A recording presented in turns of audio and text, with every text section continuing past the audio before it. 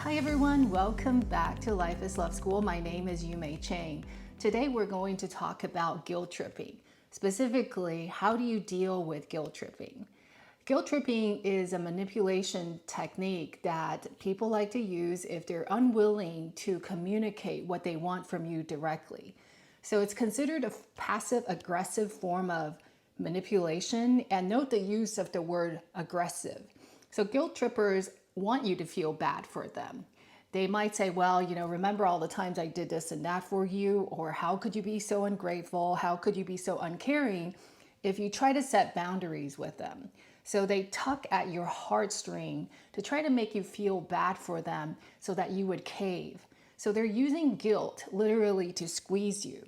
The dynamic is kind of interesting because if you realize what's actually going on is that they are actually the aggressor. So they're trying to force you to do something for them. But instead of coming right out and just telling you that this is what they want from you, they pretend to be the victim. They're crying, poor me. And if you say no, then they put you in the position of the bad guy. And what makes it more difficult is a lot of times that people who are watching it from the outside might not understand what's actually going on. And they actually might even fall for the guilt tripper's story. And they would come to the guilt tripper's rescue and then try to get you to conform or to do whatever the guilt tripper wants you to do. So it's a particularly tricky dynamics. And I wanted to bring this out right now because the holiday seasons, a lot of times it's time for us to go see our family. And not every family member is healthy. And a lot of times parents especially, some of them are known to use guilt trips to get stuff out of their children. A lot of times it's more time, more attention, etc. So guilt tripping can be especially troublesome, and I know it stresses out a lot of you guys. So I think this will come at a good time. If you are new to this channel, please like and subscribe so that you'll get future notifications. It also helps our message reach more people who need to hear this message.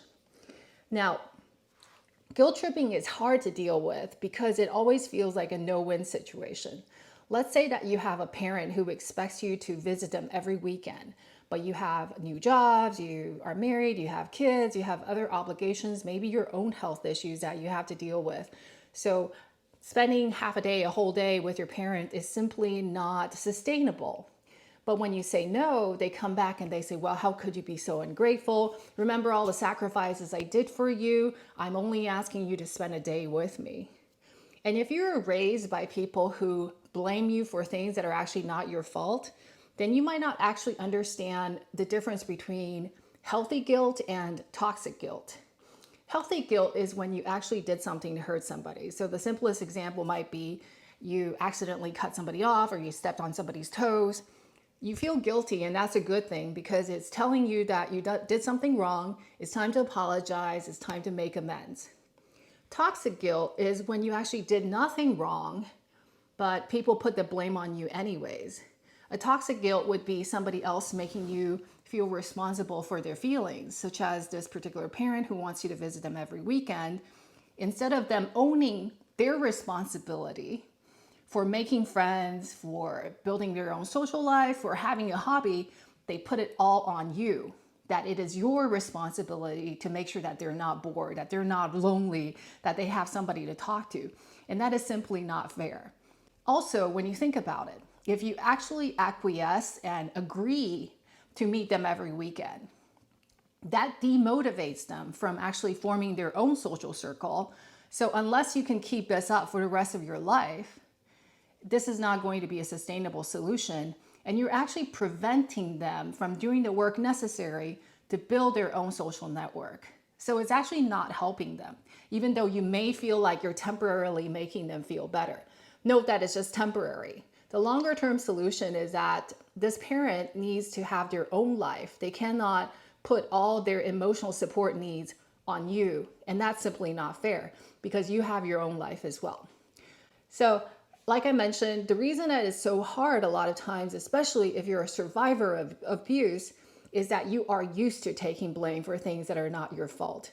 So I always refer to clients in my group, in a tribe membership group, to please look at a graph called the circle of control to understand what is and what is not in your control. So what is in your control? Things that are in your control are how you think, how you feel, your attitude, what you say, what you do, right? Those are completely in your control. How other people think, how they feel, what they choose to say and do, that is not in your control. So yes, sometimes when you refuse to do something that other people want, you may disappoint them. But oftentimes it's better to disappoint other people than to say yes when you don't want to, and then you hold resentment towards them, which actually in the long term is worse for the relationship.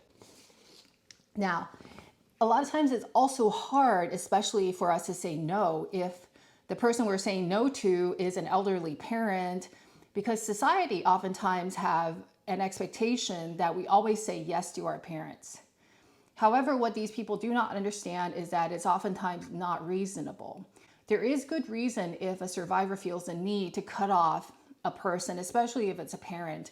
I have never come across a person who did so with a light heart, without giving it a lot of consideration, and who has not tried to make the relationship work. But sometimes people are simply too toxic and life is too short. You can't change another person. If a parent is abusive, some of them are physically violent, some of them are sexually abusive, oftentimes the best solution is to walk away. There is simply no way to bridge that gap, regardless of how good you are at setting boundaries. Now, when it comes to dealing with people that are trying to guilt trip you, the most important thing, and I'll give you 3 tips. The most important tip number 1, is to spot it. If you don't spot it for what it is and understand that it's a form of control, it's a form of bullying, and it's a form of manipulation, then what happens is you're just going to fall for it. You're going to feel bad, and you're going to react out of that feeling of guilt, and you're going to drop their boundaries, and you're going to do what they want you to do. And that's not optimal. So you really want to be able to recognize what they're doing, why they're trying to tug at your heartstrings, why they're trying to make you feel bad. And you should call it out internally to say, this is happening and this is guilt tripping. So calling it out, spotting it for what it is step number 1. Step number 2 is that you should communicate to the person who's trying to guilt trip you that you see it.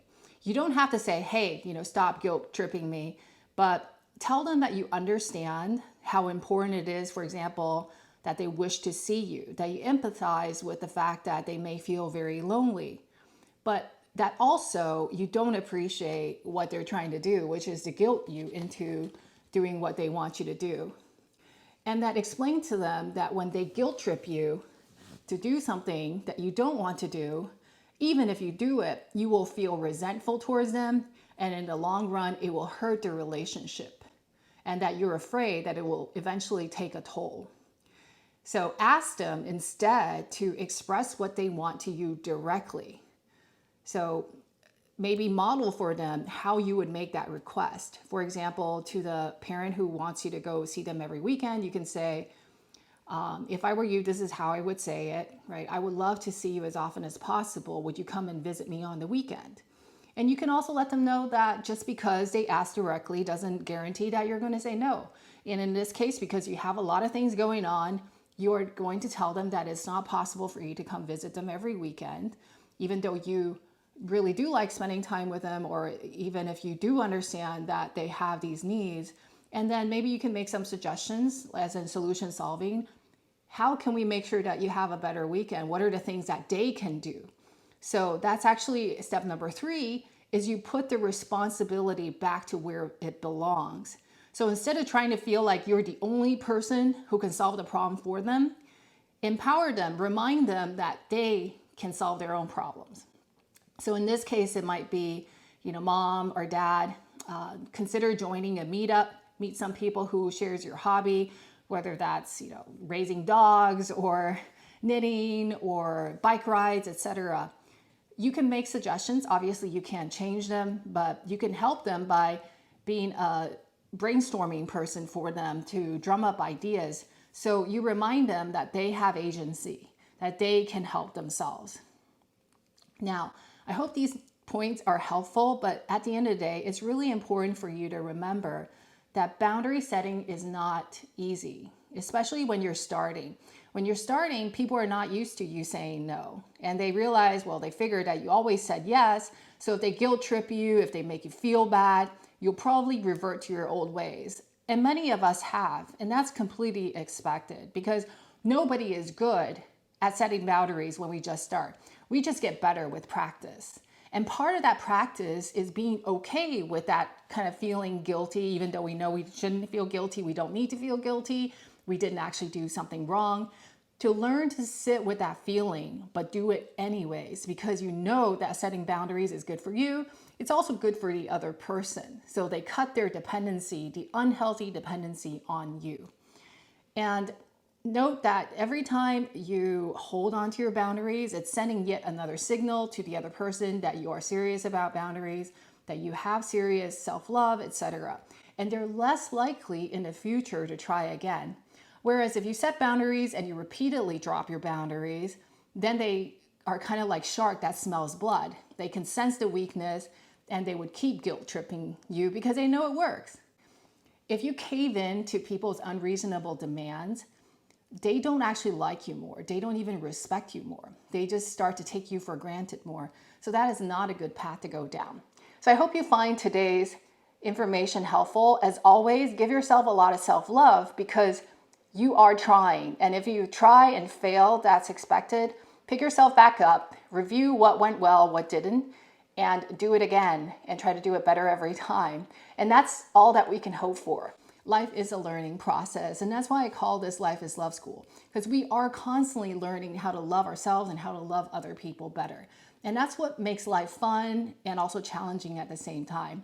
If you find the content helpful, please check out the show notes. I have several resources, including a free newsletter so that you can get useful tips like this, as well as survivor support groups that you could join and more articles and other resources that can help you learn how to spot abuse, how to shore up your self-esteem, how to have better relationship communications, etc.